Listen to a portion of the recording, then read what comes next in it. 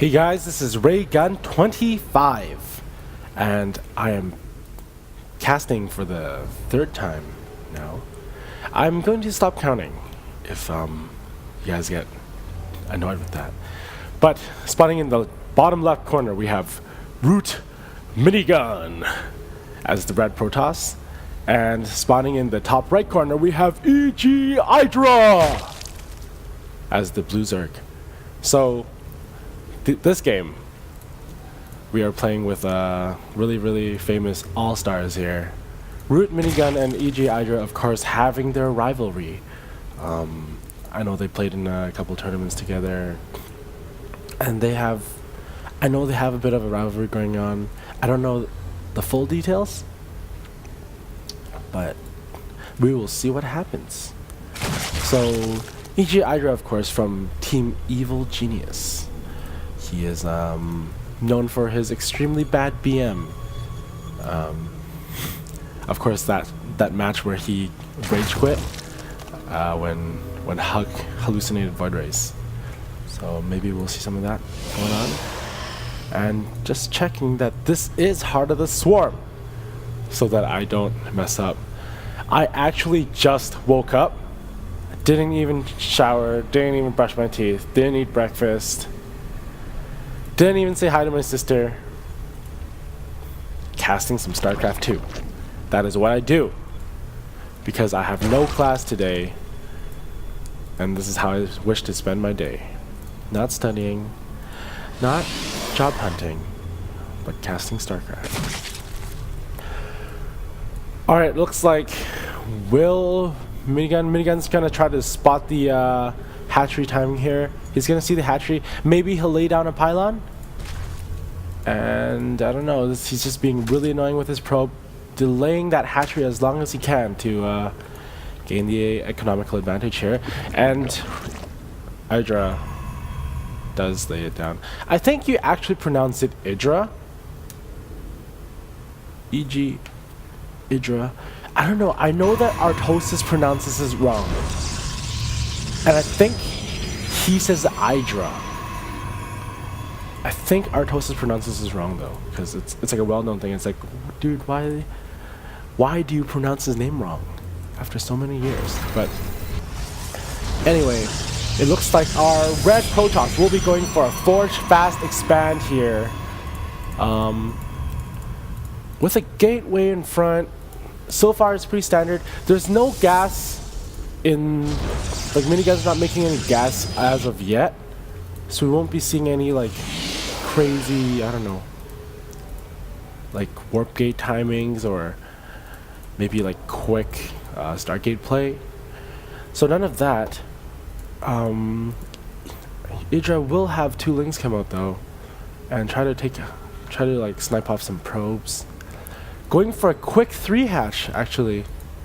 Wow. So maybe yeah, Minigun hasn't spotted that yet. Oh, and he will soon. Will he get the probe? No, he will not. And ROOTMinigun will spot the 3rd expand. And EGIdRA's not making too many queens, because I guess he has his Overlord here, spotting that, you know, oh, there's no gas. Well, this Overlord's here as well. There's no gas. He's going for a Forge Fast Expand. You know, he's expanding. There's no warp gate. You know, there's no nothing. So they're just gonna play an extremely economical game here. So we might be in for a really long game. I did turn off my bar this time. I forgot to do that last game. And speaking of last game, I was casting like. Okay, I was 4.5 minutes-ish into the game before I realized that it wasn't Heart of the Swarm. So that was really embarrassing. My goodness, what a noob. Alright, so we have Lings just trying to poke in, get some vision, get some scouting done, but a Zealot will be pushing it away. And, you know, they have pretty much vision of like everything that's going on so far. Like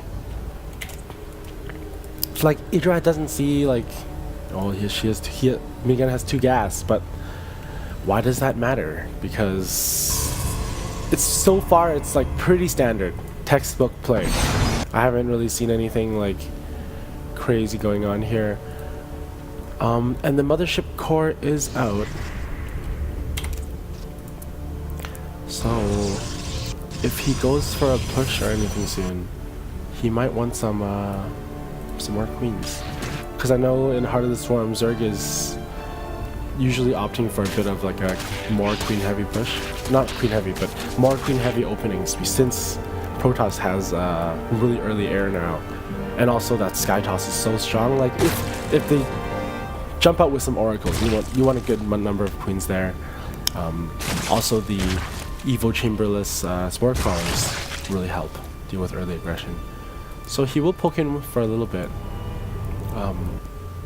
Not sure if he has... Yeah, because I saw a probe there. So he is building 3 gateways. When is Warp Gate Research? He's not chrono boosting it, but it is almost done. Warp Gate Research should finish in time for these 3 gateways. And this push might be strong, but it is a bit late. So EGIdrA taking out everything here. The pylon not doing anything as of yet. I haven't watched this game. I'm watching this game with you guys.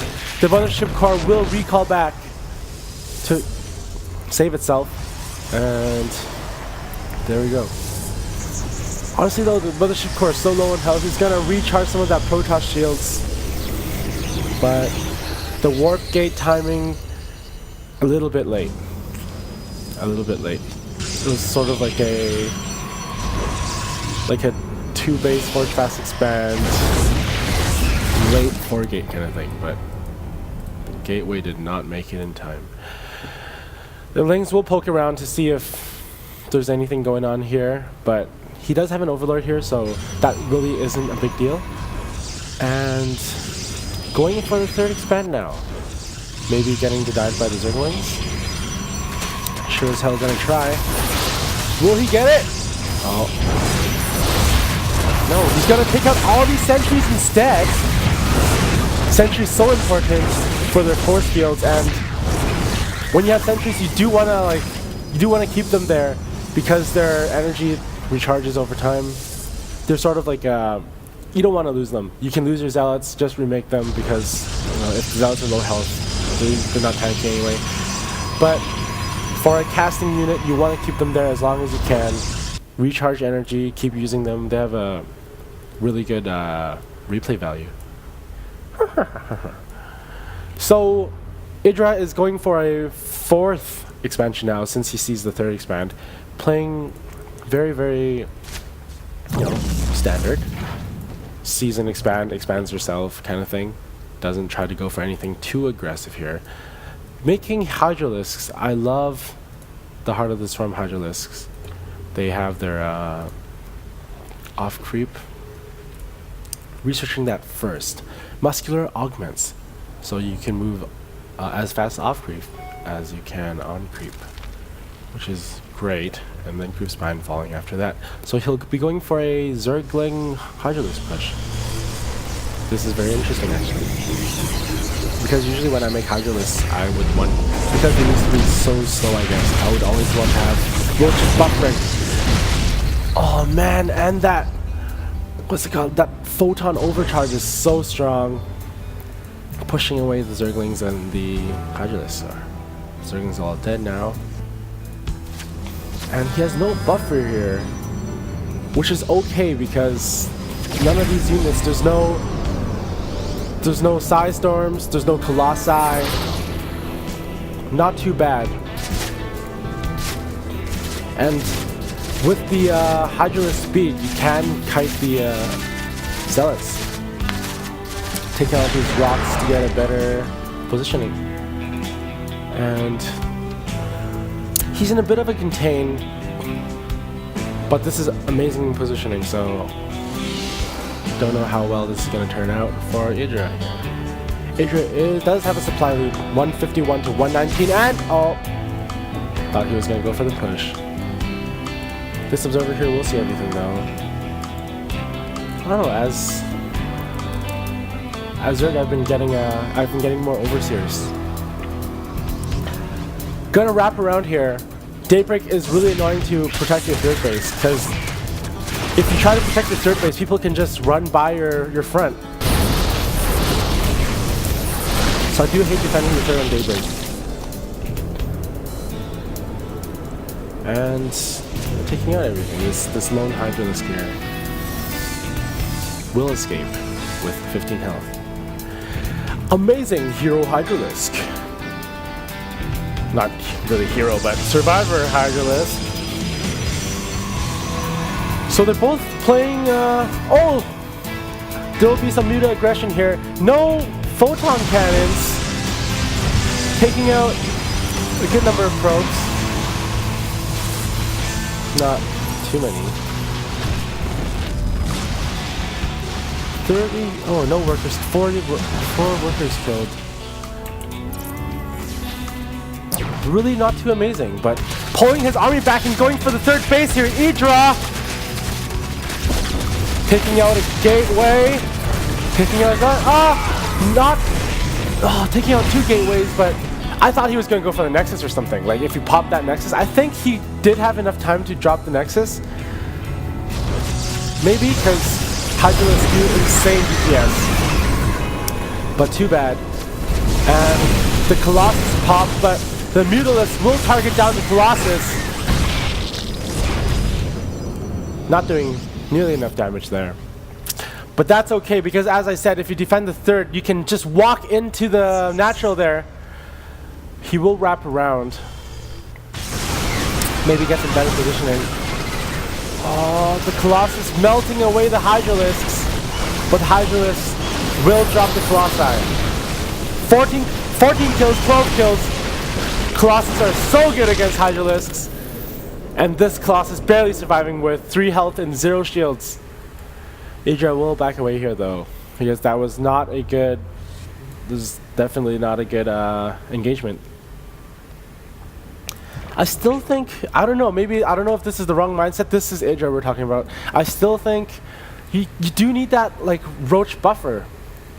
I'm not sure if that's just not a thing anymore, but I always learned that you need that roach buffer when you're playing with Hydralisks, because Hydralisks melt so fast. They're insane DPS, but they just melt away in the back. So you need roaches to, tank all the damage while they're dealing damage in the back, right? So going for some muta aggression here again, taking out the photon cannons before they even get a couple shots in. Doing really well, taking out the stalkers, but the Archon will do crazy splash damage, but doesn't even land a hit. Oh! No. EGIdrA is going to back away at the sight of the Archon. Archons are so good against grouped, clumped up Mutalisks because of their splash damage. A couple hits and they could all be dead. Going in for the third here, actually gonna hit the middle. Oh no. Going for the army instead. This is a nice round. This is actually okay positioning for EGIdrA. For his Mutalisks. Since he's kind of choking him here and sniping some Colossus. But the Colossus will melt away all the Zerglings. He was wrapping around and gonna get the probes here, but then I guess the auto attack always hits the aggressive units first. So didn't work out as expected. This is expanding right in front of me here. The side stuns do land on a bunch of Mutalisks. The Mutalisk taking crazy damage, but dropping the Colossus as well, hallucinating a Colossus. So maybe trying to force EGIdrA back. Will be making some roaches here, but EGIdrA is absolutely losing everything. That's not a good engagement for EGIdrA. I am totally rooting for EGIdrA. I really like watching him play. I'm a Zerg player. I really like Team EG. They are so cool. Like, they're acquiring so many good players. I don't know. I think they're one of the top teams in the Starcraft scene right now. Even though their performance isn't as good as the Koreans, but they have personality, and that is what makes them awesome. Going for this crazy engagement right now. Look at this surround. Look at this wrap. EGIdrA is gonna lose everything, but new reinforcements come in. Oh man, this is a beautiful attack. EGIdrA is losing all his Hydralisks. No, actually, EGIdRA's nice around. Will be taking out a bunch of Stalkers, but this is he's thin.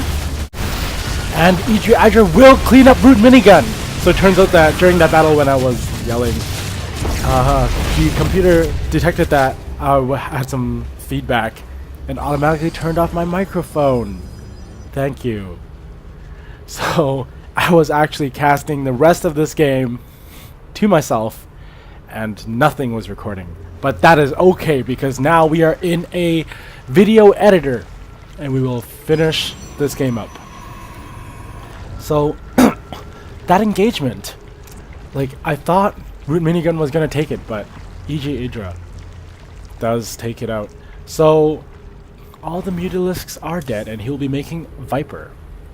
So I'm really interested in watching the Viper play because if any of you watched the MLG last weekend, I mean those, oh I don't know what that was there, maybe a bad rally, but the Viper play with the boosting medevacs and you pull all the medevacs out, so good. I think it was Life that did that. He was the only Zerg buff, so it's certainly a possibility. So ROOTMinigun here, taking out creep tumors, denying that vision. So as you can see, now EGIdRA does not know where his army is. Where is he? Under attack. Alright. Alright. So EGIdRA going in for a nice surround here. Really good positioning. Time warp, size storms, melting the Zerg army. Will EGIdRA have enough to take out ROOTMinigun? It looks like EGIdRA's surround is actually, I don't know. EGIdRA melts all the Hydralisks with his Colossus and his side storms. Side storm time warp is amazing, but unfortunately here EGIdRA does not nearly have enough, and his Ultralisk will be taken out. But that is no worry because EGIdrA is remaxing really quick. Back to 189 supply. That is the power of the Zerg, ladies and gentlemen. And resource-wise, both the resources are extremely low. As there's very good players and they're very efficient. When I play, I have always banked like over 1,000 gold. Not gold, sorry, minerals. Again with the Warcraft 3 wording or terms. So EGIdRA here is going for Hive Tech, everything, Hive Tech upgrades because of general plans and everything.